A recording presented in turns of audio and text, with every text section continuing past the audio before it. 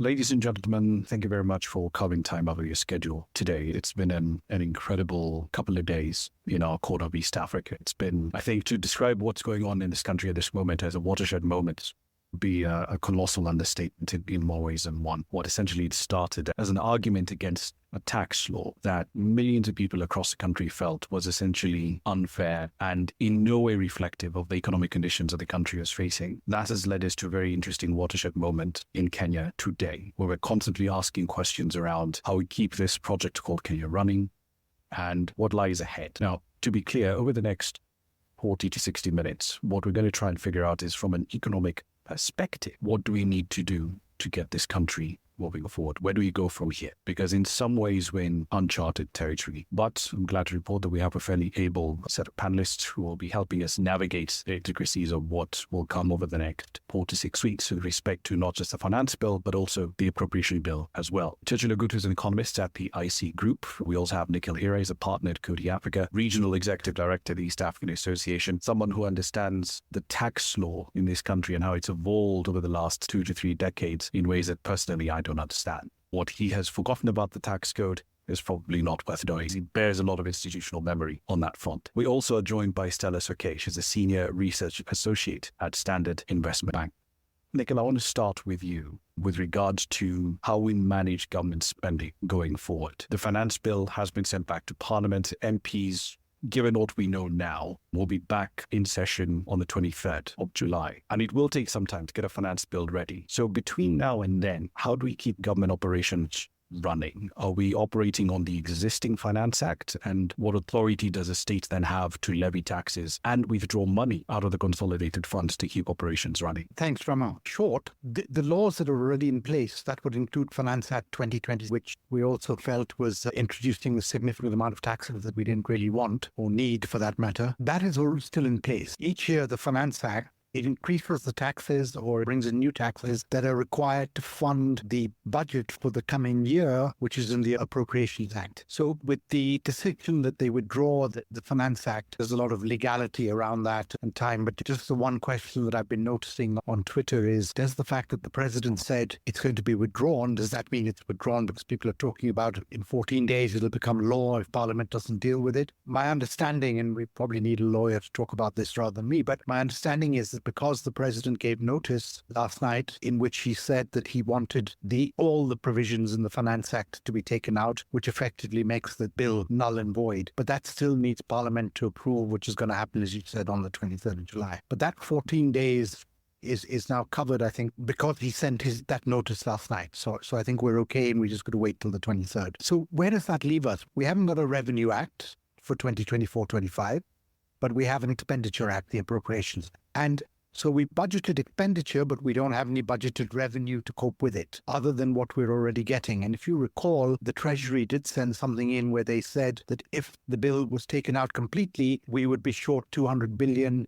And these are the areas where I'm going to cut it, is what he said. So there is a shortfall. It's going to meet a bigger deficit, but it does need us to have a Finance Act anyway. Even constitutionally, we need to have one. So I'm assuming, and this is more of a legal question, that once Parliament comes back, there will be a redrafting of it, or maybe it'll start now for when they do come back, and we'll go through the whole thing again. We will be joined a little later on in the conversation, I believe, by Wycliffe Oyo, who's a council member of the Nairobi branch of the Law Society of Kenya. So we'll certainly get a legal perspective on how this entire thing should work moving forward. But Churchill, to Nikhil's point, we essentially have a spending plan in place. It's a massive spending plan, but we don't have the intended revenues to essentially go along with it. And even then, the estimate was that the finance bill in its original draft is going to raise the order of around 300 billion shillings in extra tax revenue. That clearly is off the table right now. What effect do you think this is going to have on our bonds and our ability to raise cash from the market? Thanks, Rama.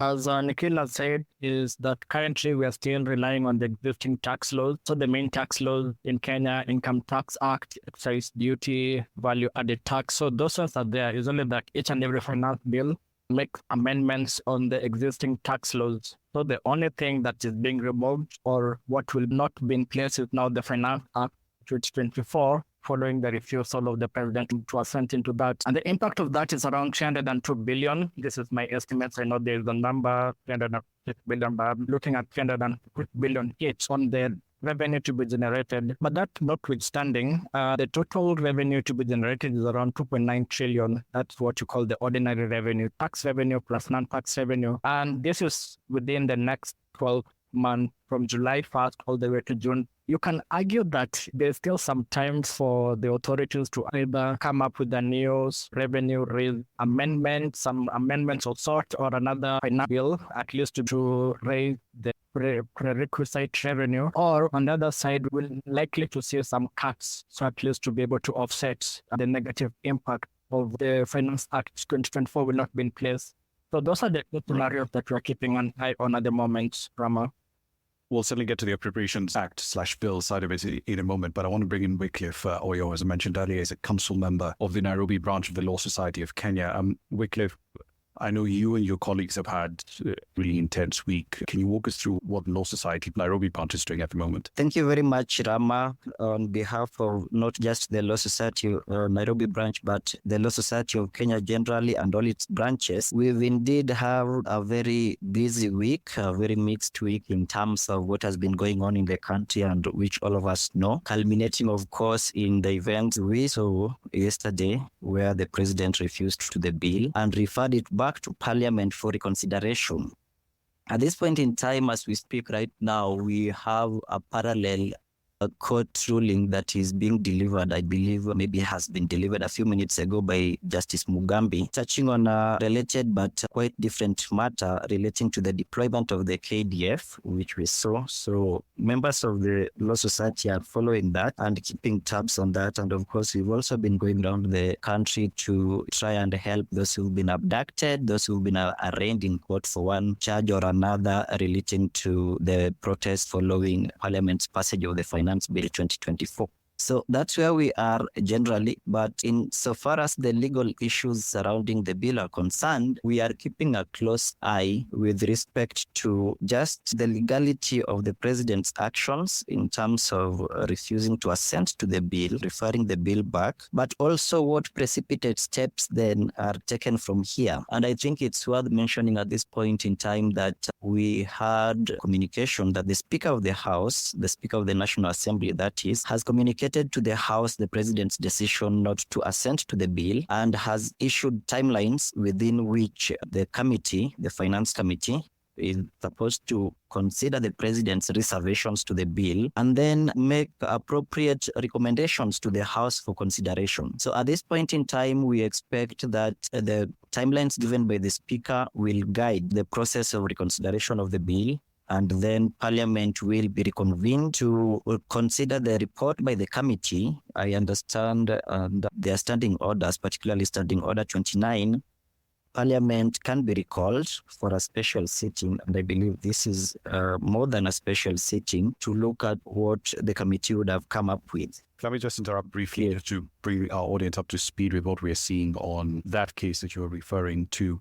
Based on the updates that we're seeing coming out, this is reporting from Nation Media, and of course, a few corrections as well that have come in on my timeline at the moment. The High Court is essentially saying, in summary, ADF deployment is deemed to be necessary, but the terms of engagement, duration, and the areas in which they can operate have to be gazetted within 2 days. And the court says it retains residual powers to address any complaints or rights violations. So that's the rough summary that we're getting at the moment. We haven't seen the full text yet, but once we do, of course, we'll put it up. Apologies for the interruption. Please continue. Very well, Rabba. And maybe just to add on to what you are saying, today was the ruling on the application for salvatory orders were made in the interim, where the Law Society of Kenya and other petitioners are seeking to have the deployment suspended temporarily. And of course, the court will have a chance when the matter is set down inter partes to hear both sides and therefore make a conclusive decision on the same. Indeed, as you correctly put it, we will also monitor the hearing and determination of the full application and petition. While the president has power under the Constitution and particularly under Article 115 of the Constitution to refer the bill back to Parliament with reservations, the reservations we've seen in this case are peculiar in the sense that the president is proposing a deletion of the entire bill. And that is a very interesting perspective because I'm not sure this has happened before. I think we are now in unprecedented waters here. And it will be interesting just to see then how does that proceed. But the legal question that we are grappling with in that context is, what position does the president occupy in that space in terms of the lawmaking process, especially regarding the finance bill? Is the president then a super legislator who can then say that despite Parliament passing this bill, I reject it in totality? Does the Constitution envisage a total rejection of a bill by the president? Because he doesn't have veto powers, explicit veto powers, in Correct. for example, the American president would have. Correct. That's the conundrum we now find ourselves in, because he seems to be saying that I can veto the bill. So the question there is, can he do that? Or can the term reservations under Article 115(3) be read to mean a total rejection of that bill? And then what does Parliament make of that when it considers or reconsiders its position in view of the president's sentiments? I think this is a legal question that will be answered one way or another, and it will be interesting to see how that is dealt with, Rama. Let's try and game this out in terms of how this could play out. Say, for the sake of argument, the bill comes back to the House on the 23rd of July, and the Finance Committee, in its recommendations, basically just says, we agree, we consent to whatever the president is saying, we put this bill to the House, which has quite literally no articles in it. At that point, then what happens? Does the Finance Committee chair, because at that point, they're the ones who are sponsoring it, do they then have the legal power under some of the standing orders to withdraw it entirely, thereby killing the bill? Or should MPs proceed to pass a bill that, in essence, doesn't actually have any articles in it? Very interesting, Rama. But in my mind, what is going to happen is that the committee is going to consider the president's reservations, but we must understand the nature of the bill. I think that becomes very crucial, because if you look at the bill, it has two columns, if I could call them that. One where it has the provision, and then the other column is the recommendation of the committee. So that if the provision, for example, is to amend the Excise Duty Act to introduce a certain provision in that act, then the recommendation by the committee would be to maybe levy a penalty or levy a tax or levy whatever it is they want to levy at a certain percentage. Then if they are going to accede to what the president is saying, the simpler option would be to just say that the recommendation now becomes delete, or rather amend by deleting that provision. In that case, Rama, interestingly, the bill will not be a blank bill, but it would be a bill where there is the proposal or the provision, and then there is the recommendation. And in all those cases, the recommendation then becomes delete or amend by deleting. The interesting bit is that then Parliament would still have to debate that bill in that format and make up its mind whether to accept or reject the bill in the manner then that the committee would have done it in consonance with what the president is proposing. Going back into the committee of the whole house process, third reading and so on. Essentially, you would go back to that. That's what it looks like if the speaker's communique is anything to go by. But that also, again, presents the second legal challenge, because if you look at, for example, Standing Order 150 of the House, it gives the understanding that once the committee is done with it, then the committee is functus officio. Their work is done at that point in time where they cannot reopen the bill. Because the other question then that will come is, how far back can we go? Can we go back, for example, and consider the various memoranda that were submitted in respect of the bill? The clear answer to that question from the Constitution seems to be no, because the Constitution talks about then Parliament at this point considering the president's reservations. So we may not go back the whole way, but as it stands, the Speaker is saying, let the committee reconsider it and get back to the House with a report on what they think of the president's reservations to the bill. Now, if we want to muddy the waters further, Rama, we may ask ourselves, what if the committee and the House reject the president's proposals? What if they say, no, we do not agree with the president, or rather, we want to amend the bill? Then the question becomes, do they have the 2/3 majority needed to override the president? That is the interesting bit. That is the interesting bit, because what the law says, and I think that is the other important thing, that for them, they would have to resubmit the bill to the president for assent. Now, if the president assents to the bill, that's a clear path. What if he doesn't assent to the bill because his recommendations have not been taken into consideration? Then the law deems it to have been assented to after the expiry of the period. So that's the other important thing. But what you're saying is important in terms of Article 115.4, which now puts the catch on Parliament, if it disagrees with the president's recommendations, to get what we would call a supermajority of the members of the House to now pass that bill, ignoring what the president has recommended. So that is the legal conundrum now we stand at. But as the Law Society of Kenya, maybe it's also worth mentioning this at this point, and just other interested parties, because as the previous speakers have said, the bill has far-reaching implications, not just on Kenya's public finance, but on Kenya's debt and all other related issues. We would be waiting for Parliament to do its part. Then now we take it up in the appropriate fora, including in courts, to maybe examine it on the backdrop of legality to see if those provisions or even the process itself would have been compliant with the law. Let me muddy the waters a little bit, because I know as lawyers, as members of LSK, you all are quite busy at the moment, but we've covered the finance bill side of it. But the thing that we often tend to forget, and to be fair, we in the media tend to focus more on the finance bill than the appropriation bill. And here's a quick and dirty explanation of how these two work. The finance bill is essentially giving legal authority to our representatives and governments to essentially say you can impose tax X, Y, Z, right? You can raise taxes on Castle Lager or beer by X amount of money. But the authority, the legal authority for our employees to go out there and spend our money, that comes in through the Appropriation Act. And that then brings me to Section 222 of the Constitution, because in this instance, the Appropriation Act is essentially the legal document that says we want to spend this much money.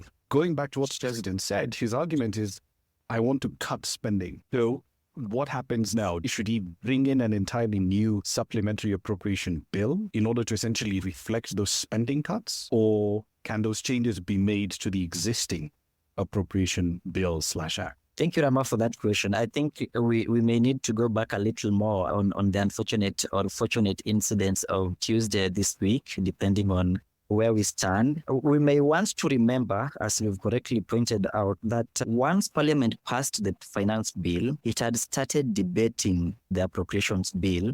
And I think at that point, members of the opposition walked out of the House, but the leader of majority had actually tabled that bill for discussion at that point. Given the disruption that happened thereafter, it is the position as we sit here today that that act has not been debated, neither has it been passed. And it is indeed true that it is the act that gives the authority, as you say, to the various bodies to now spend this money. Now, the straight answer to your question is to be found again at Article 222 of the Constitution, which says that if the act for a particular financial year has not been assented to, or is not likely to be assented to by the beginning of that financial year, and I think that's now the position we find ourselves in, then the National Assembly may authorize the withdrawal of money from the consolidated fund. So the Constitution seems to have an inbuilt solution to what we are saying.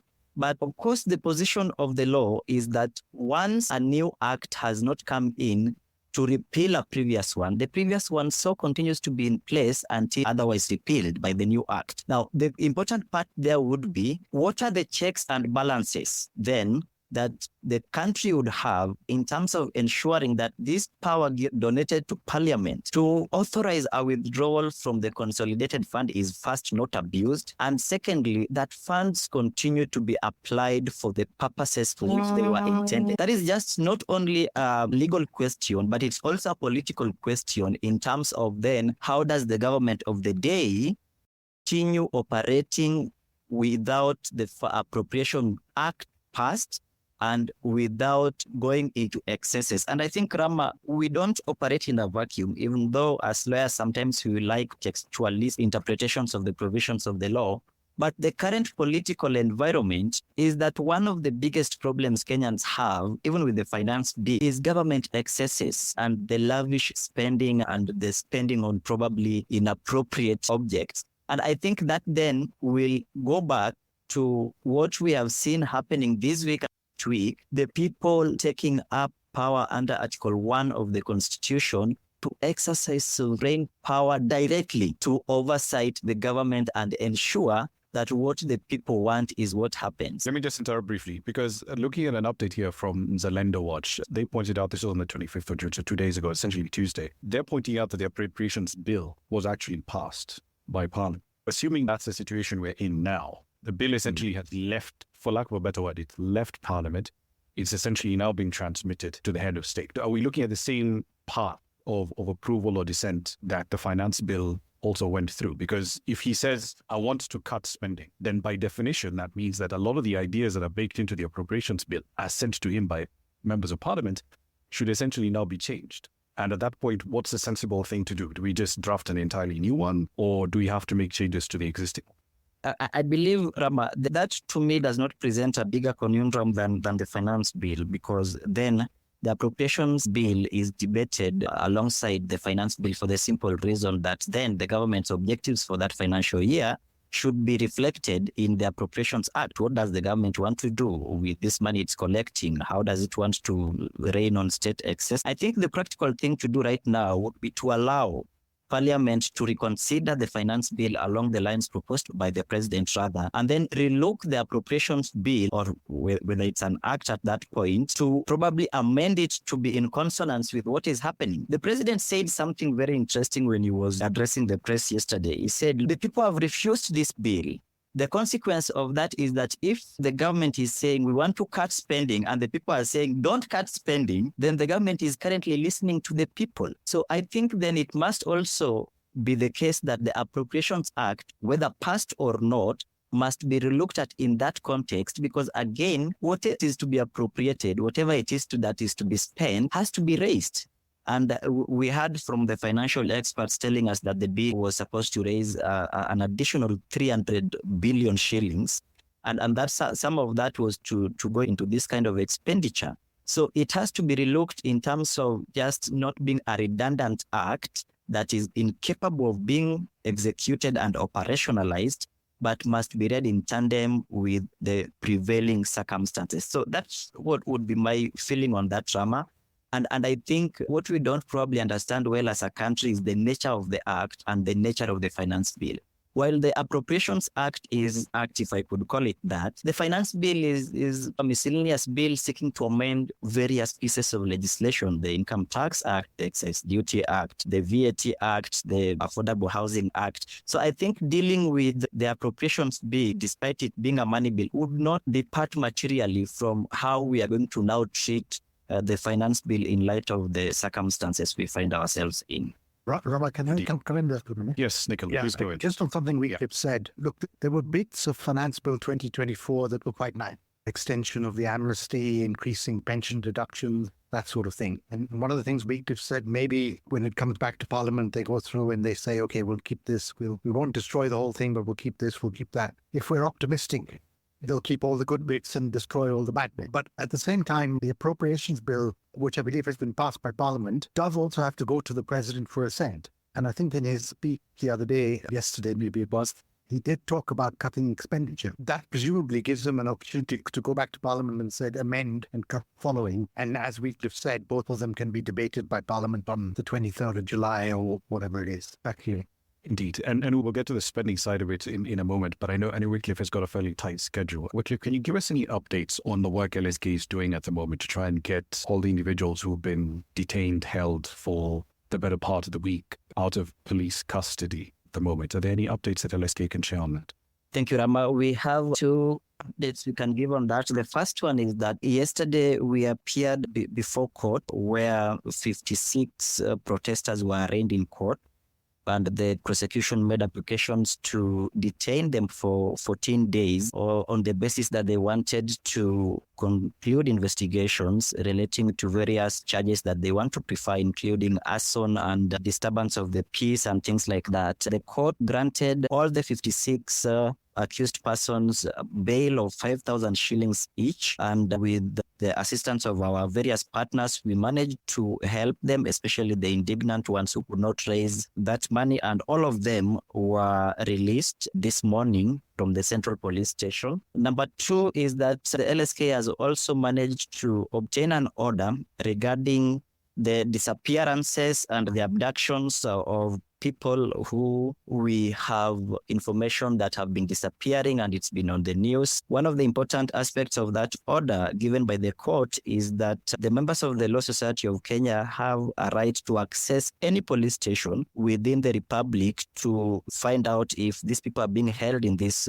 police stations. But number two, and more importantly, is that the order says that because some of these people have been held outside the 24-hour limit, then they should be unconditionally released upon confirmation that they are being so held, and that then the prosecution or the ODP can at that point determine if they want to press charges, then make those appropriate applications or make those appropriate arrests. But at this time, the position is that they should be unconditionally released. And I think pursuant to those orders, we've seen activists such as Gabriel Oguda released or left by the police, because one of the things we are decrying is that we have a situation where people are arrested and not booked, and then it becomes very difficult, one, to trace them, and then number two, to comply with that 24-hour timeline to be brought before a court of law to face whatever charges they are. So that order is very important, but we are still consolidating information on whoever else is missing, so that when and if necessary, we amend the application for habeas corpus that we made before court to include these other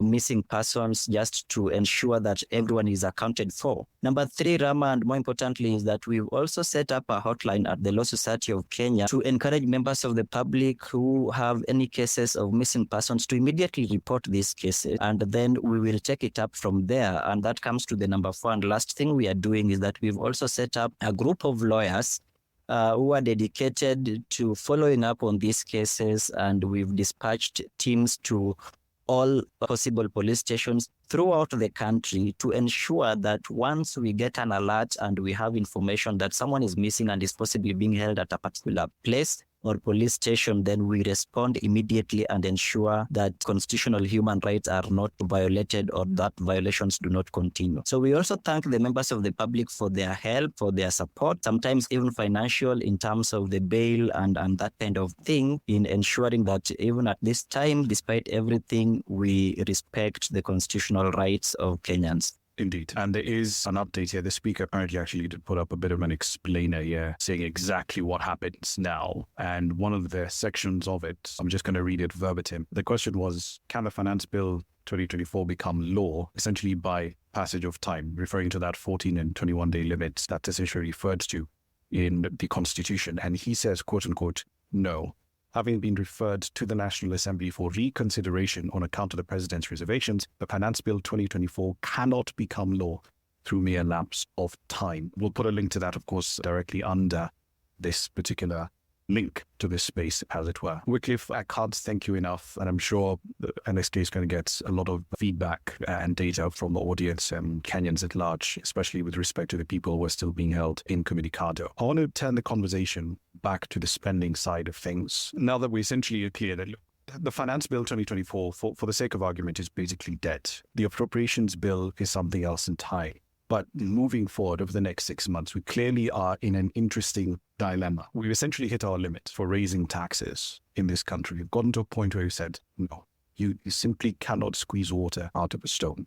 However, we also happen to have an enormous amount of cash that is due on the debt side of things. We've got $1 billion or thereabouts that essentially due just in debt redemption to the Exim Bank of China. There's a roughly similar amount that's due to Trade and Development Bank for the next fiscal year. All of these needs have to be met. And it seems to me that the one place you can probably find a bit of breathing room might be in debt service. The bigger question, though, is how do we go about it? Stella, I want to start with you on that question. Where can we find breathing room in debt service, both domestic and foreign? Thanks, Rama, for the question. The direct and best way that we can find breathing room from debt service is through restructuring of debt. And this can be done mostly on the external side. We can work around with debt from conventional lenders, given that, again, most of our debt, over 50%, is from multilateral lenders. So that, I believe, can be worked around in terms of negotiating more terms with regards to the period of payment and what we expect to be paying in the next say 2 to 3 fiscal years. Either way, the problem is looking at now the deficit that we are supposed to be getting from the current state of affairs now that we do not have a finance bill to increase or to prop up revenues for the current fiscal year. We are looking at an even higher budget deficit, which means if we do not restructure our debt or if we do not cut the recurrent expenditure that we are looking at, most definitely we will have to borrow more. So I have said this time and again, it will effectively kick the can further down the road. And even if it will not be this year, the next fiscal year, or even 2025, 2026, we are looking at a debt crisis if the two options are not looked at. If we do not really work on the recurrent expenditure, which is basically the salaries and all those other bills that we have, and the issue on restructuring debt. Thank you. And just for context for our audience who are listening, the reason why for me the debt issue is especially important is because if you look at the programmed debt service costs that we have between July 2024 all the way through to around June 2028, for the next fiscal year in interest alone, domestic and foreign interest, right? We're essentially looking at paying at trillion Kenyan shilling just in interest, nothing else. We've got another 800 or so billion shillings in principal costs, so essentially redemptions and so on and so forth. And if you essentially step back and say, okay, what does it figure for this current fiscal year in terms of total debt service? Look compared to where it's going to be in fiscal 27, 2028, it jumps by significant margin. You're essentially going from 1.7, 1.8 trillion Kenyan shillings all the way to 2.6 trillion Kenyan shillings. And we all know, we can all feel it. We see it every time we go to the supermarket. We see it in how companies are hiring. We see it in the company results that are coming out. The tax base simply cannot support at this point in time that sort of debt service. So at some point, we've got to figure out how to deal with it. Churchill, I want to come to you on that exact same question, and then I'll bring in Dixon. Thanks, Sama. If you look at the debt service and just narrowing down on the interest payment, 1 trillion, that's like about 25% of the total budget. So it shows the less wiggle room that even the government has to play around. You had the president yesterday talking about cuts around part of the recurrent expenditure, just touching on the operations and maintenance. But I also feel that even if you start looking at the cuts and that operations and maintenance, be it on the travel, be it on the hospitality, I feel that less that they can be able to get to offset this 302 billion shillings hole that has arisen by the fact that they'll not be able to pass this finance bill. So it's quite a complicated issue. And even right now, I feel that even getting into the next financial year, the domestic borrowing will still do the heavy lifting. And even you've seen it in the current financial year. At the start, we are looking at around 300 and 400 billion shillings after supplementary one. But I feel that after the lowering in the revenue after supplementary two, there's a bit of some heavy lifting that has been done by the domestic financing. Just look at the last week's out of the blue, there's the top sales that came about. So even getting into the next financial year, and that's the tricky bit, because when the budget statement was put out, domestic borrowing was roughly under 300 billion thereabout. But and in terms of the fiscal deficit in the next financial year, at least there was some optimism that you're coming from around 6% this current financial year and getting into 3.4% in the next financial year. So you can argue that, yes, domestic borrowing in the next financial year much, much lower than even in the current financial year. So most of the offsetting might be not even looking at expenditure side, because I feel that unless now they start getting into development cuts, which has been the case over the last supplementary budgets, but recurrent, I'm not saying that. So feels that domestic borrowing will now come in and plug the deficit that is arising from the finance bill. And the argument is that right now we're looking at even below 300 billion for the next financial year. Probably there's still some wiggle room to be able to accommodate an extra 200 billion additional domestic borrowing, because that's notwithstanding, you can look at the fiscal deficit going up to 4.5%, 5%, which is still much manageable on paper as it is. Let me just put a hypothetical scenario to you specifically, and then Dixon can weigh in on this when he comes on the mic. Right now, if you look at where private sector credit demand is at the moment, 6.6%, I believe, is the number that the central bank governor mentioned in his last MPC briefing. Private sector credit demand simply doesn't exist, right? It's essentially gone down the drain. If I'm government, if I'm treasury, I'd essentially say, look, I'm the only game in town here, right? You guys want returns, you want yields, you want essentially real returns. I'm the only game in town. But at the same time, I don't want to be paying 15% on T-bills. I don't want to be paying 17%. on Treasury bonds. It's simply too expensive. Is it feasible to have a scenario where Treasury says, look, we can't accept stupid amounts of money in terms of the price that we're looking at here. We'll take the average of inflation for the last 3 months plus 100 basis points, and that's it. That's a cap that we're taking. Would that still help in lowering the cost of domestic debt without breaking the market? Yeah, and that sort of amplified the rock and the hard place that the government is finding itself in the sense that trying to manage the rate in the domestic market, but by all indications, it's like domestic borrowing and earlier domestic rate will also continue going higher. So that's pretty much the kind of balancing act GOP needs to do. And that's now ties into the starting point that Stella started with, that probably structuring might be the outlet that we may now see rates coming lower. And let's just see how they do it in Tanzania, whereby some of these coupon rates and then in the given financial year are set. So that's how they can now be able to manage.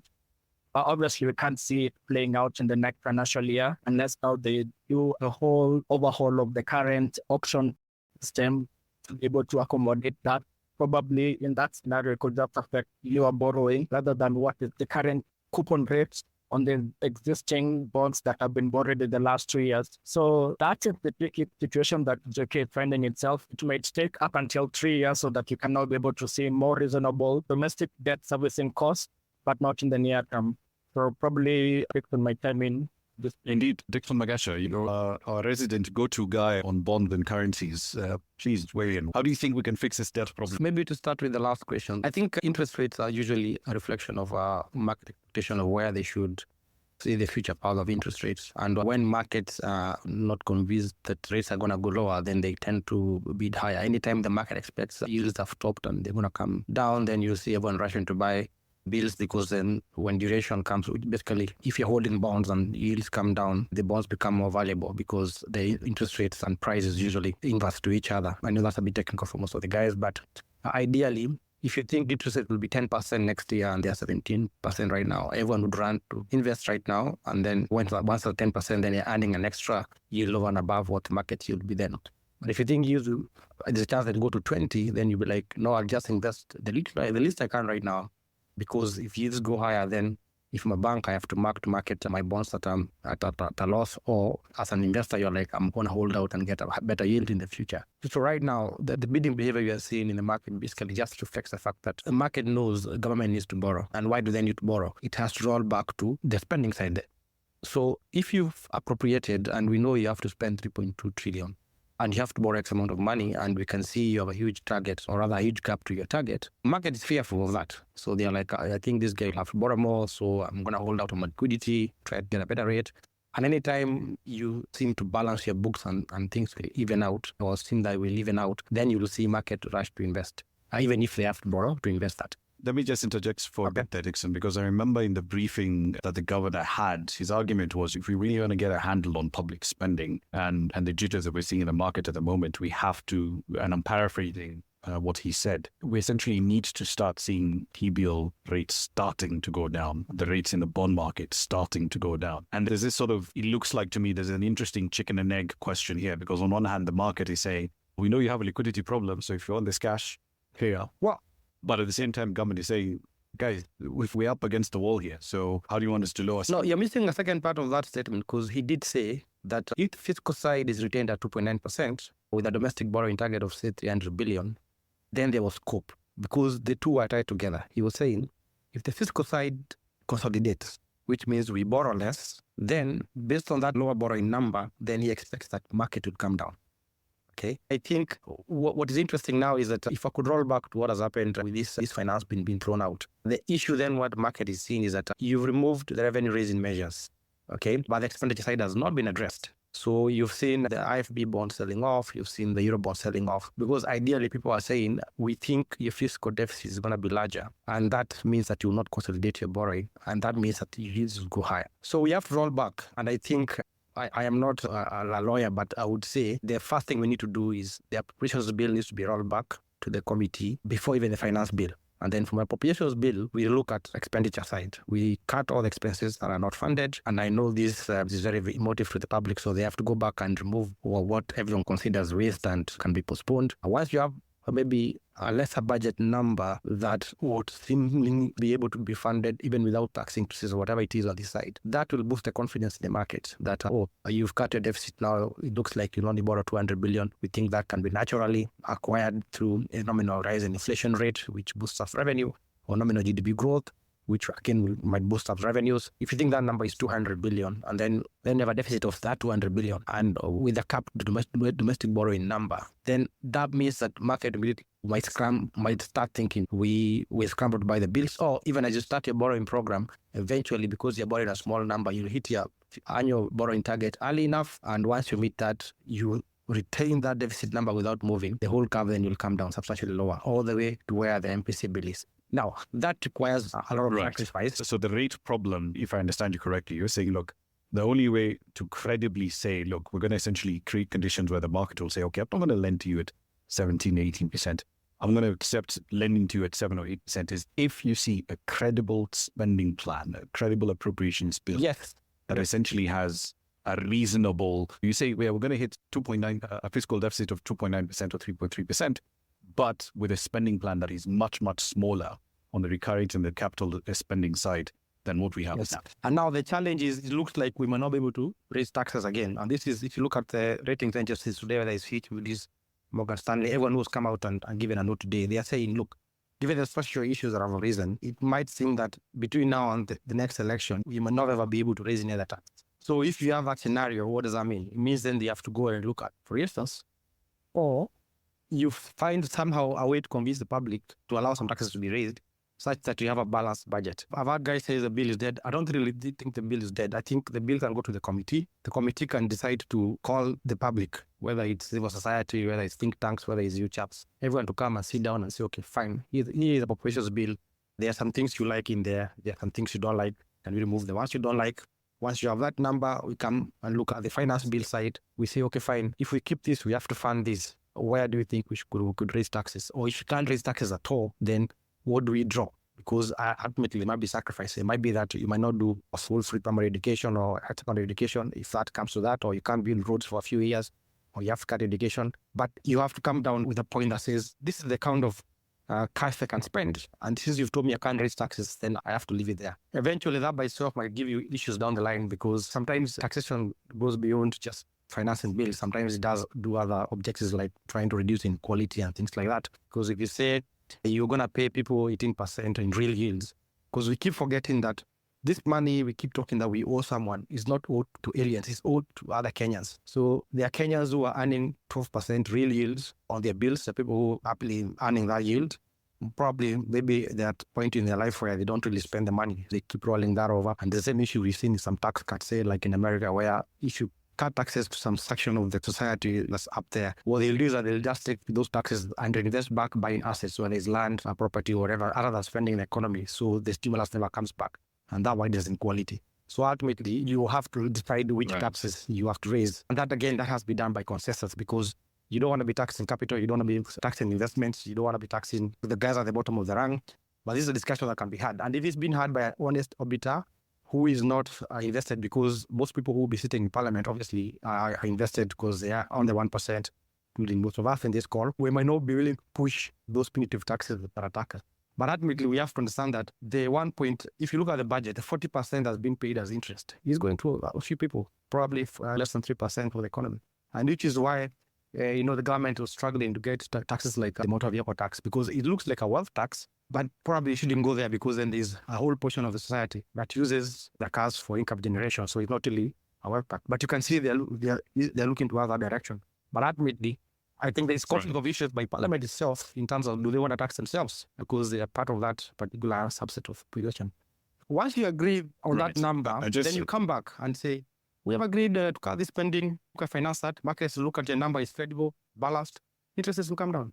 There's an interesting question on that front, actually, with respect to the finance bill. Wycliffe, since you're still on the call, I want to put this to you. There was a question that was put to us on Twitter. This was from Beth Murugendericho, and she's essentially arguing, is there any form of public participation for withdrawal from the consolidated fund? Technically, yes, considering the fact that for you to withdraw cash from the consolidated fund for debt service through the appropriations bill, the budget committee also does have hearings of its own. But there's something a bit more detailed here. Quote, Since the president's memorandum is to delete all the clauses, does Article 115.2b of the Constitution pass a second time as is not an option? So Article 115.2a, amend as per, the directions essentially from the head of state, means the bill is then passed as a blank, assented to as a blank, and a new bill, a new 2024 finance bill is then introduced with amendments. If that happens, what are the legal complications that arise? An interesting question if you ask me. But I think the two questions that arise from that are, one, can we have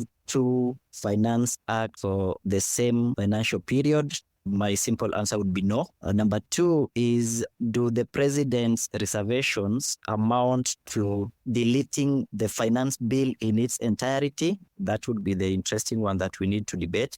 But let me just go to the article referred to, Article 150. If we go by what the president is proposing, then I do not think that in the strict sense of the term, we are going to send to a blank bill. As I said earlier, the bill has various components, and I think Mr. Hira also made very important observations that the amendments proposed are by deleting provisions of the bill. That does not mean deleting the entire bill. In my mind, I'm not persuaded the president indeed has power to say the bill should be withdrawn, because that is not what the law contemplates. The law contemplates that he should make his reservations concerning the bill, and that do not, in my view, include withdrawing the bill. And that is exactly why the Speaker has today referred it back to the House for consideration along the terms proposed by the President. Now, what I think will happen is that then the House will have to consider that bill with the proposed amendments in terms of being deleted the provisions that are contentious. But Rama, interestingly, we would still have the title of the bill remaining. We would still have certain provisions, including the memorandum of reasons remaining in the bill, which means if the bill is passed, and it would be interesting how Parliament would debate amendments by deleting, but we'll wait to see. But if the bill is passed and say it becomes Finance Act number 27 of 2024, then that means we cannot have another Finance Act enacted for the same period. It even gets more interesting if you consider provisions of the Public Finance Management Act, which requires us to enact a Finance Act before the 30th of June. And as is, we are currently going to offend that provision of the law. And I think if we apply our minds correctly to that act, then we cannot have two concurrent acts subsisting for the same financial period, in terms of now just saying, let's pass this as the president has proposed, and then now we start debating another. In fact, Rama, if we pass this as the president has proposed, then we would have complied with the provisions of Article 115 in full, and there would be no reason whatsoever to again then now start another process of enacting a fresh act. The issue then will go back to what our finance experts are telling us. Then how does the government exist or wriggle around the circumstances with what we have? What are the budget cuts that we need to observe? You may have noted some of the proposals being made by the protesters, of course, in not a very coordinated fashion, is, for example, Parliament to take a pay cut from what they are earning to around 200,000.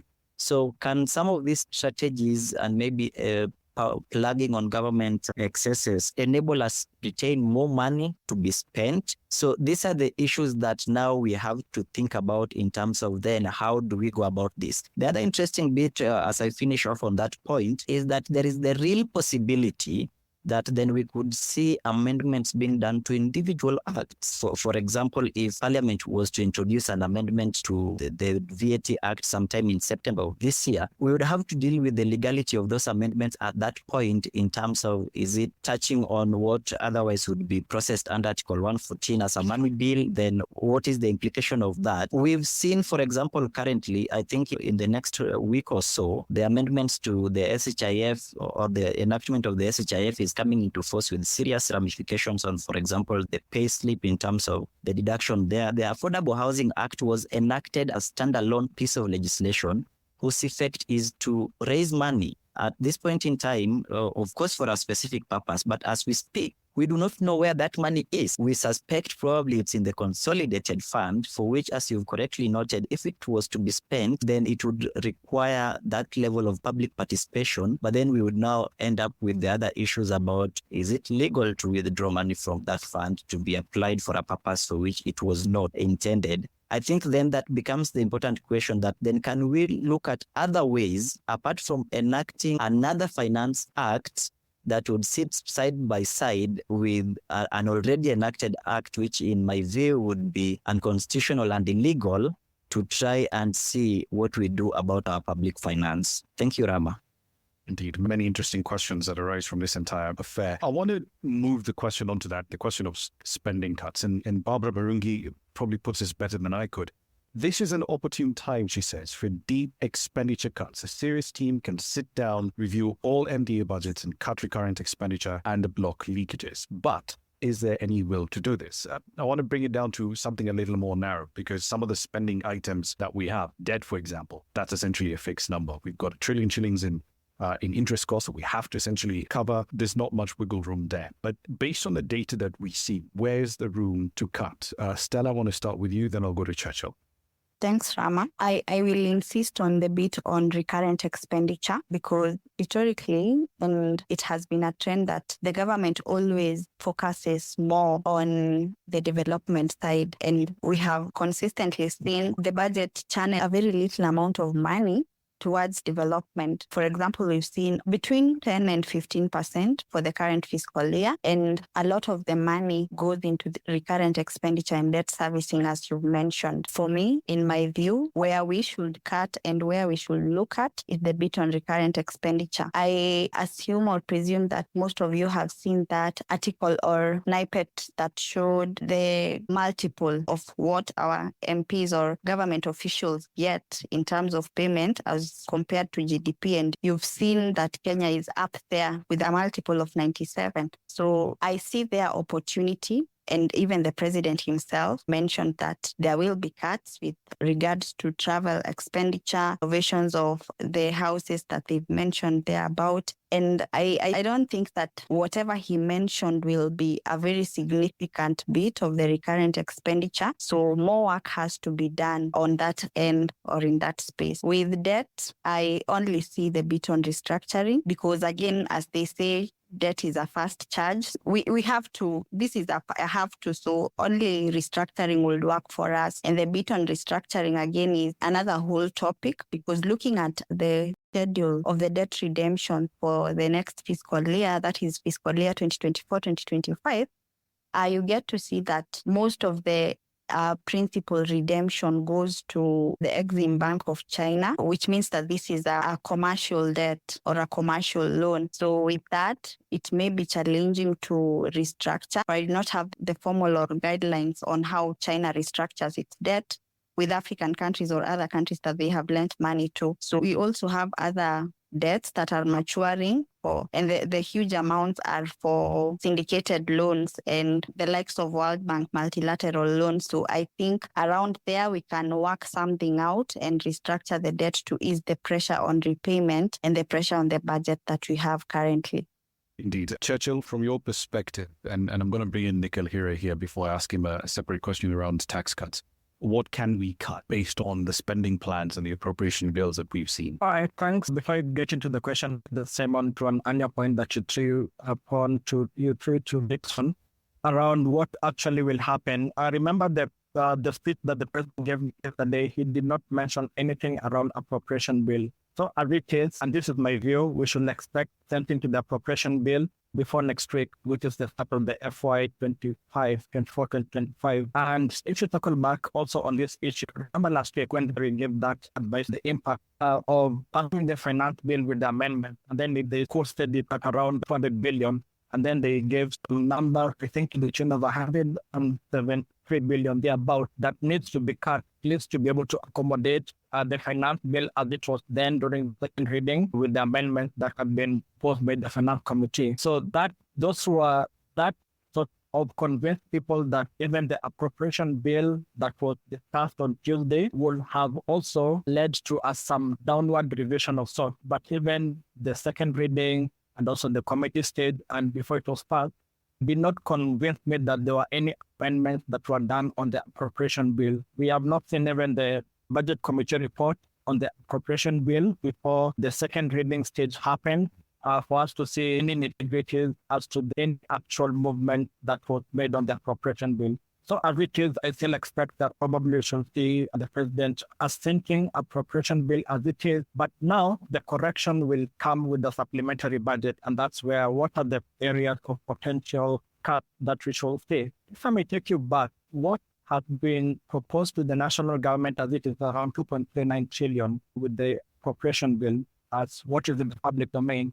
But remember, at some point in the budget cycle, this budget cycle started all the way back last year. At some point after the budget policy statement that was tabled in Parliament around mid-February, we're looking at 2.5 trillion. And then the budget committee put a ceiling at 2.56 trillion.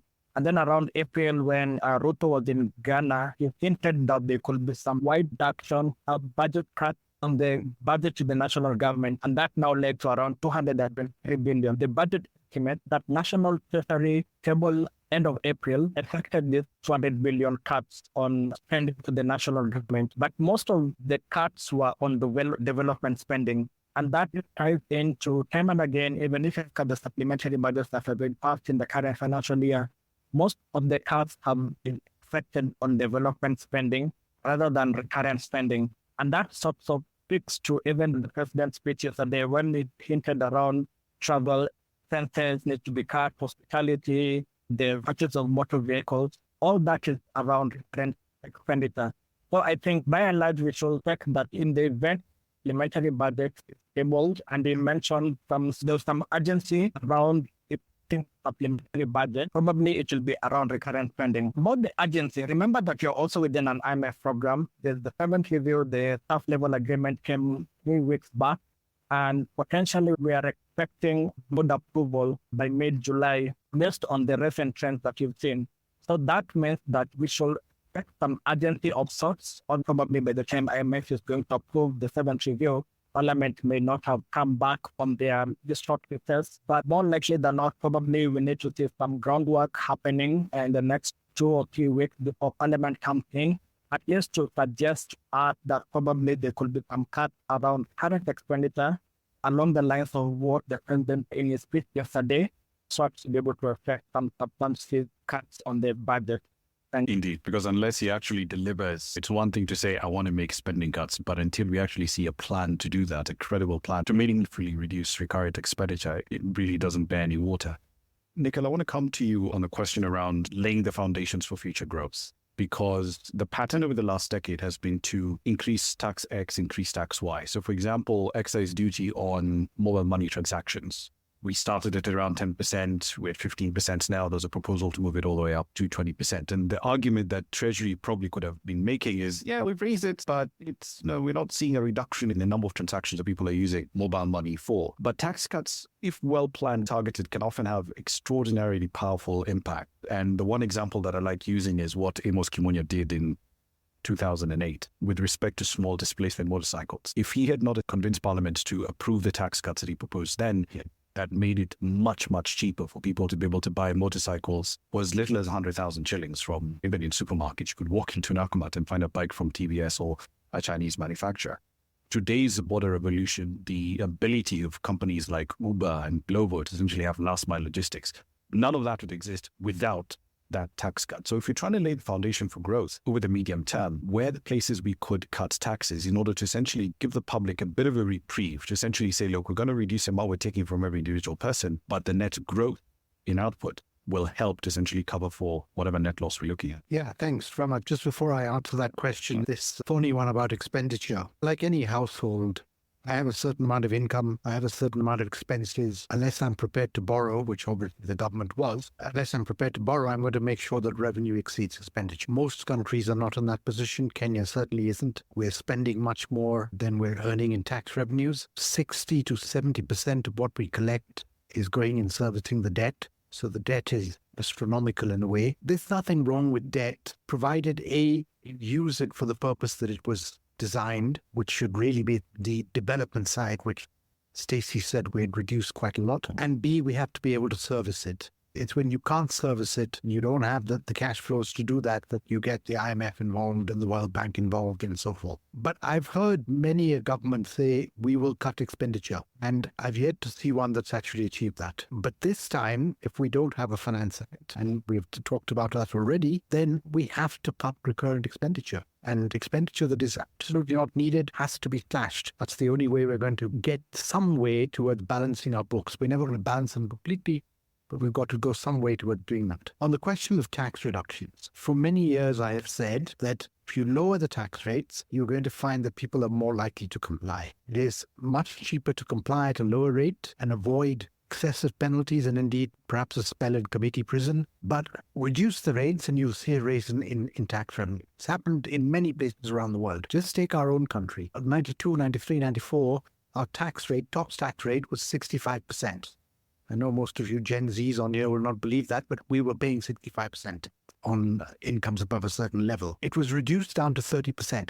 Go and have a look at a chart of collections between 94 and about 2000, and you'll see it's a 45-degree line going up because the tax rates were brought down. On the converse, when you put tax rates up, and there's a prime example here, and Tonani, if you remember Senator Kaye, excise duty went up, killed it. Why did we have Senator Kaye in the first place? It was to prevent people from going and having the illicit brew, so it had a health purpose, and it was selling well. So the government said, all right, let's increase excise duty. Net effect, sales dropped. You lost excise duty, you lost VAT, you lost corporate tax, you potentially lost pay-as-you-earn because people were laid off. Increasing the rates doesn't necessarily mean that you're going to get more in the coffers. For me, the other thing that is confusing us today, even tax practitioners, is that we are having so many changes in taxes. Just looking at, since the government has come in, FA23, Finance Bill 24, the number of new taxes that have come in has made it a very uncertain system for us. Any good tax system has got to be clear, got to be unambiguous, it's got to be understandable. I remember when I was a young boy starting my tax career, there were 4 C's, and I can't remember what all the 4 C's are now. But the point is that the system has to be such that it is easy to comply with. The minute you make it difficult to comply with, and the minute you keep changing taxes, oh, this is a good idea, so I'll add it here. And then next year you say, no, it wasn't such a good idea, I'll take it out. You're just confusing the taxpayer. And higher rates of tax are going to move us back into a black economy. So essentially, in some ways, this is a prime opportunity for Parliament to say, okay, cool, we can try and kill 2 birds with 1 stone. Do all these things that we've spoken about for many years. Simplify the tax net, and not just for the technical benefits of trying to raise revenues, but also simply saying to taxpayers, yeah, we hear you. We understand times are tough. You're looking at a 10% decline in real incomes in the last 5 years. We understand where you're coming from. We're trying to make things a little easier for you, and we'll essentially accompany that with spending cuts. Yeah, absolutely. The two have to go hand in hand. And I think someone said earlier, I can't remember whom, that tax is not just about raising revenue. It's also about creating equalities. And I don't think necessarily our system at the moment is creating those equalities. It's much better than it was when I started my career in tax in Kenya, but we need to have a system that is clear. Not only that, talk about your investors. What does an investor look for? And I can tell you, if you look at the top 10 things an investor coming into the country is looking for, tax is likely to be 7, 8, 9, 10. Because most investors are prepared to pay the tax if it is within the law. But if the tax is excessive and the tax in Tanzania is less and the cost of doing business is equivalent, if I have to pay less tax in Tanzania, I'll probably go to Tanzania. I won't do it. I won't invest. And I think that's what we need to look at as a government, as a country. We need to look forward to how are we going to attract people to come into the country? How are we going to get local businesses to invest more? And we can't do it if there's no certainty in our policy. Indeed, and that policy certainty really is the one. I want to start taking a couple more questions from the audiences I think are being sent in directly to the Mongo Capital accounts DMs. And just to preface that, if you look at Article 4 review that Kenya had with the IMF, and you're looking at, they had this risk matrix analyzing the source of the risk, the likelihood of that risk taking place, and the impact it would have on the economy. One of the potential domestic shocks they actually listed were quote unquote political risks. And this is what they said explicitly. unrest could reemerge in connection with protests against higher costs of living, the need to raise more taxes, and the electoral process supported by the political opposition. And their recommendation at the time was remain committed to reforms under the program. Clearly, at this point in time, I think that risk, at the time they'd raised it, the likelihood of it coming up as being medium, but clearly, I think in light of what has happened in the last couple of days, the risk was a lot higher. Churchill, there's a question here for you. Given the withdrawal of the finance bill, what are your thoughts on the fiscal targets in relation to the IMF program? What do you expect will happen in the next review, which at this point in time is, we know it's somewhere in July, but we don't know exactly when in July. So the seventh review was looking at the fiscal target as at end December 2023. So fiscal review, so the fiscal targets rather, we're looking at two key things here. There's a target around revenue, and also there's what you call the primary budget. So primary budget now look at revenues, ordinary revenue, and then you deduct for expenditure, including interest payments. So there's a flow that was the target that was there. So the seventh review was actually looking at targets around December 2023. And from that, I know we missed on the tax revenue. Primary balance, we also made that target, if I remember correctly. And now the focus for the next review, the eighth review, should ideally be looking at the target at the end of June 2023. So eighth review should be right about November day about this year. Just checking stock of the fiscal numbers, tax revenue, primary budget as at end of this fiscal year. We know for a fact that tax revenue was revised lower by 250 billion. I looked at the revenue, loan and grants documents, and that sort of gives me conviction that they reduced the tax revenue by 250 billion. And also fiscal primary balance is also from a slight positive that was there as at the January review and come down lower to a negative. So that's a slippage on backs based on the numbers that I've looked at. So amid all this, because I felt reading from the statement that IMF put out sometime late last night, it was a bit vague in terms of what exactly. So they were like a wait and see as to just taking stock of the development that has happened over the last couple of days. But I think that we should expect some tweak in the fiscal target. My view, getting into the programming coming to an end in March next year. So by that, they should be taking the March review of the fiscal numbers at end of December this year. So obviously that should lead to some tweak in tax revenue down, because I don't think that there could be any tax law amendments that will be there that will now lead to a higher increase in the tax revenue, and also the primary budget balance. In the event that there's a supplementary budget, that will now lead to a higher primary balance. But as it is right now, the primary balance is quite positive, 300 billion, because the authorities initially are looking at getting more revenue. So that means that the primary balance should have been higher, more positive, around 2.2% of GDP at the end of the fiscal year. But I think they'll have to adjust it much lower to more realistic levels. Churchill, how much scope do you think the IMF actually has here to revise these targets lower, given everything that's happened in the last 6 weeks? But even assuming that they do, what material effect does that then have to us? Because we still have, I believe it's the next 2-3 fiscal years, the amount of redemptions coming through from the IMF and the World Bank, a lot of this multilateral debt, it really starts to ramp up. It goes up to 100 billion shillings in some cases for each of these institutions. Is there a scenario in which the IMF might be willing to say, okay, in addition to relaxing some of these targets that we have baked into the program, we're also willing to essentially push out some of the maturity dates for the debts that Kenya has taken?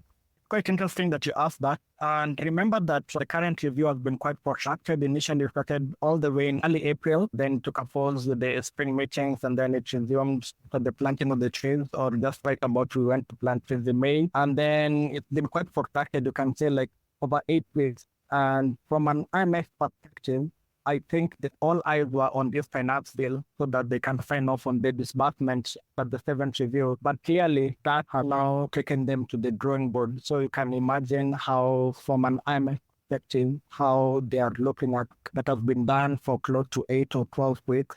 That's quote unquote gone down the drain, if I may put it that way.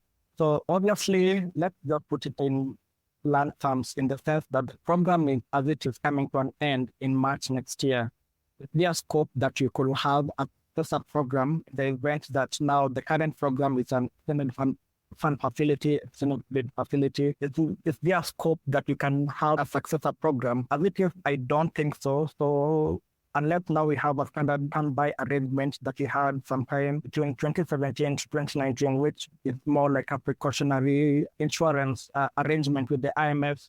And with that, is that where F can come in and try to play the big brother, at least in the outlier years after the IMF program has come to an end. But as it is, with the program coming to an end, I think the focus will be the other 7 reviews looking at end December numbers, December 23 numbers, and the 8th and 9th reviews will be looking at this month numbers, and also the December 2024 numbers. All right, then. I want to push this forward a little bit, just actually building on exactly what you've said, Churchill. This program at the IMF ends next year in March. And the fact of the matter is that if we didn't have this $3 to $5 billion coming through from the IMF, from the World Bank, in the last 3 or 4 years, the Kenyan fiscal situation would have been a lot harder to deal with. But at this point in time, should we expect Treasury to then say, look, we need a standby arrangement, one, from March moving forward? And even if we did, because my underlying assumption with this question is we're really not likely to have market access in the next 2 or 3 years. If we're effectively locked out of the markets, we still will need to some extent to have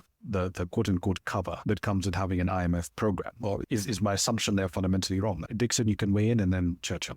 I think you're right in the sense that we do need the IMF cover. I think we'll have to extend that. Part of the reason why the market is so happy to give us money in the last Eurobond we issued in February is the World Bank came and said they're committing up to, I think, 12 billion for Kenya via the DPO and the other programs they had. The IMF said they're absolutely committed to supporting Kenya. And this was to boost the market confidence so that Kenya gets back market access. So the worry right now, like you rightly put, is that with these fiscal issues, rather with finance bill raising all these fiscal concerns, we've already lost market access. So even steady paribus with the situation the way it is right now, IMF will be forced to step in, because if you're not able to roll over the debt in the medium term, obviously we will default on our foreign currency debt, simply because we just don't have enough reserves to service that. We can keep pushing it out as long as market is willing to roll over the debt. But if we are called to pay it, we owe $39 billion and we only have $8 billion in reserves. So that's never going to be enough. On the expenditure side, I would say, look, if you get into debt default or debt distress and you restructure your debt, the conditions they give you are much, much worse than you would have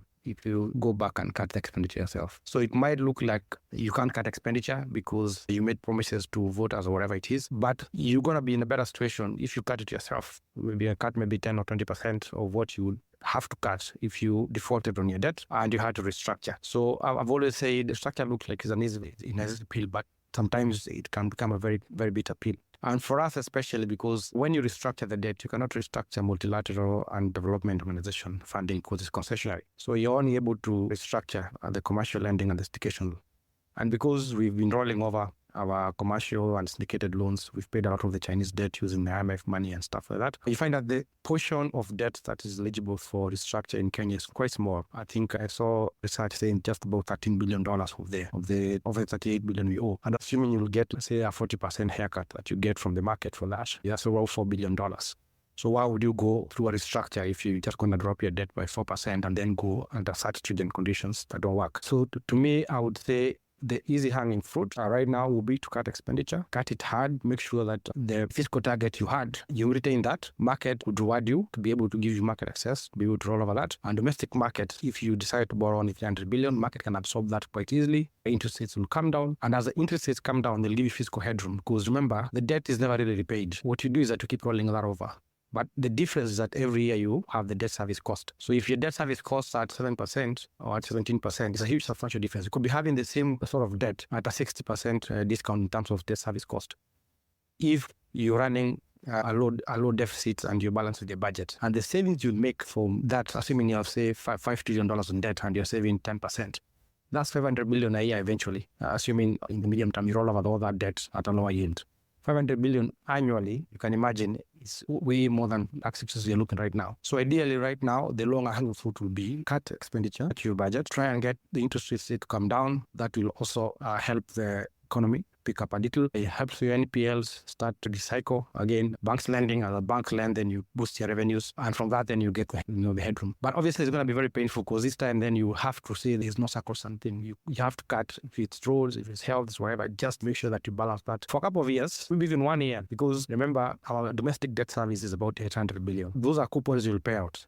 And investors will have to roll over that. So if you only borrow 300 billion of that, they'll have 500 billion that they'll have to recycle, whether it's banks or pensioners or whatever. And eventually, if they can't find another outlet, they'll push that back to the economy. And if you have then the credit cycle picks up and a market starts expanding credit, then you have the economic stimulus that then boosts up your revenues. Because if you keep interest rates where they are, I think you're going to have an issue raising revenues as it is. Indeed. So we've been having this conversation for the last 19 minutes, and I'd like to give my panelists, they've been generous with their time, their thoughts and their ideas here with us over the last 90 minutes, an opportunity to essentially give us a closing thoughts in a minute or less. Nikhil Hira, let's start with you, and then we'll go to Stella, then Dixon, then Churchill. Yeah, thanks, Raman. Thank you, Marvel Capital, for having me on this. Look, the key today is not necessarily the tax revenue. Yes, we can increase it. We're not going to increase it at the bottom of the pyramid. We're really going to increase it by making sure that people who should be paying tax and are in the net are paying tax and reduce evasion and what have you.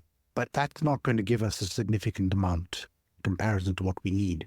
So therefore, like any sensible person, we need to reduce our expenditure. And that's where we have to go. We have to cut out a whole load of things that really make no sense at all and just cut our expenditure to the bare minimum to get us going for the next couple of years. I'm very optimistic about Kenya going forward. Maybe not in the short term, but certainly in the short to medium to long term. We have a lot going for us. We have people who are perhaps the best educated on the continent. We are entrepreneurial, most of us. We want to work, we want to earn a living, and we just need the policy framework to allow us to do it. And that's where the government has to do its part. Thanks.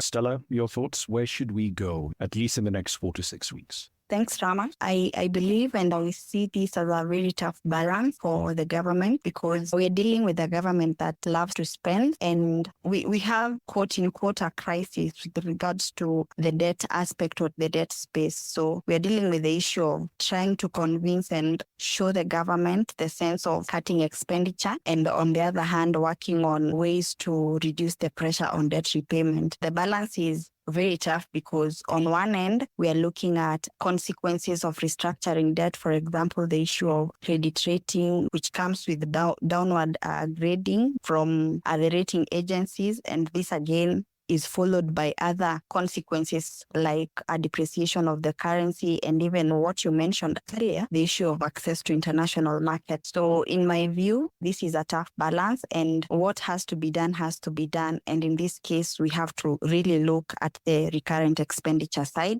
and ways of working out how to ease the pressure on debt repayment or debt service. Thanks a lot. Asante sana. Dixon, over to you, and then we'll wrap up with Churchill. Thank you. I think over the next 4 to 6 weeks, I would say we seem to have a crisis of confidence and a lot of trust deficit between the state and the citizens. And the challenge is that we have this debt mountain, and everything that the government has been doing for the last 2 years, even slightly before that, has been geared towards managing that. And that usually conflicts very, very directly with promises that you make when you're campaigning. Because you promise all these things, but then you come to power and you can't do them because you have to manage this debt. And that eventually morphs into the issues that we've seen happening. So we have this situation where the government hands are tied. They can't increase taxes. I want to imagine even cutting the spending itself is going to be a big issue because times are hard. If you're cutting funding into health, into education, people can go to uni. If you're reducing expenditure on roads, infrastructure, struggling, we've had the floods, so you have to maintain roads, so you have to repair them. And if you don't do that, there's a physical and sort of obvious pointer to everyone that things are not working. Then you have an issue now. So I feel that having this crisis happen, maybe it gives the government a chance to push it back to the civil society and the community and have them debate this on an extra constitutional way away from Parliament, because Parliament has a trust deficit right now. And then the public sort of set the priorities and decides if this is the amount that we have from the funding side, because we've reversed now the process. We're supposed to do the appropriations and do the finance. But if you've decided you've capped the financing, you can't raise taxes, then you have an idea of where the tax number would be. Then you have to come back and look at the appropriations and say, what are we going to cut to spend? I feel that at this point in time, the government cannot really push that agenda. Maybe the solutions towards what can be cut should also come from the society, from the market. And if there are any priority areas that they feel they can be spent, I think that can still be pushed back to Parliament. I think even with what the President did, if there was an unanimous decision that went to Parliament and the whole floor was happy with it, they could raise 2/3, amend that bill, and it won't need presidential assent. That would be passed. So I think what we need right now is for Parliament to reach out with the community and let the community assess the situation from neutral eyes and say, we are in this crisis. We have X amount of taxes. We can't raise debt. We can't increase our debt, but we have to fund the budget for the next couple of years. And this is the outcomes we expect from that. And we know there'll be sacrifices, and we're choosing to have these sacrifices spread across everyone, which then buys you that public confidence. And once you have that number and it goes back to the market, then everything else will fall in place. So I feel for now, I think buying that trust is what we need mostly the next 6 weeks. Indeed, and that really is the skill of the mountain that has to be climbed there is immense. Churchill, you get the last words. You get to close this out for us on this Thursday evening. Thanks, Rama. So 3 things, considering that you are in an unprecedented time. The first one is around spending. So there needs to be a whole rethink about how we come up with the expenditure target year in, year out. This whole idea around zero-based budgeting, probably you need to have a relook at that so as to be able to find ways of cutting the slack that you normally have on expenditure items. Secondly, is around financing. This whole idea that John Wicks have been said time and again on this call, that raising revenues via numerous tax proposals. Probably we need to also have a rethink around that. And rather than having an omnibus finance bill, why can't we even have a few tax amendments year in, year out? I've seen even Uganda, this financial year, they had amendments to specific tax laws, income. They never have finance bills, by the way, in Uganda, just amendments of specific tax laws. But if you can aggregate all the proposals in the current financial year, I think it's never less than 22 tax amendments. Why can't we as a country also look at that direction rather than having an omnibus finance bill, which tends to be contentious? You've seen it year in, year out. There's 1 or 2 clauses that are quite contentious. So we also need to look at it that way. Lastly, around restructuring, it's quite evident that the big problem here is the domestic interest costs. Right about 75% to 80% in any given year going toward domestic interest payments. And like the focus tends to be on restructuring external debt, but I think to be able to get more realistic savings, we also need to have a look at domestic debt. Looking, for example, domestic debt exchange program that happened in Ghana, right, took around 3 to 4 months for it from start to completion. That was quite quick, but in that notwithstanding, I think they did not have principal haircut. What the import of that was just pretty much reducing the average interest cost, the coupon payments from an average of 19% to 9%. So if you can flip it Kenyan case, whereby right now the coupon rate in the last 2 years have been above 15%, and we sort of restructure that to around, say, 10 to 12%. What kind of savings can we be able to get even in the given financial year? In terms of restructuring, rather than looking at external debt, Dixon mentioned the number, we are looking at around $10 billion. But yet we have a stock of domestic debt, which is around $40 billion, and this is the elephant in the room. Probably it's also about time that we also need to restructure domestic debt, try as much as possible to cushion the principal investment, but try as much as possible to find ways of trying to reduce the coupon payment on the domestic debts. Let me stop at that point with that, having gone up a limb with that particular proposal. Thanks, Rama, for having me. It's interesting that we're closing on this note because I remember in the middle of the COVID-19 pandemic, this was in 2020, one of the articles I ended up doing for Bloomberg at the time literally focused on that exact same idea, but I believe it came out from the Actuary Society. It's a couple of years old now, so I'll have to go and find it. But at the time, the argument was, look, we know we have a debt crisis. We're essentially treading on shaky ground, but we have this wider macroeconomic crisis that's in hand now. This might be an interesting opportunity to essentially hit the reset button. And here we are, ironically, about 5 years later, talking about the exact same thing. Churchill, Dixon, Nick O'Hara, Stella Soke, and of course, little Annie Wycliffe from LSK's Nairobi chapter. All of you, thank you very much for your time and your insights and your thoughts and your ideas. This evening, I'm sure we're going to have this conversation in much more detail over the next 6 weeks or thereabouts. And of course, to our audience, Asanteni sana. We do not take your time and your attention for granted. I hope this session was of use to you, and I'm sure we'll have a lot more of these, especially in the weeks to come. Thank you very much.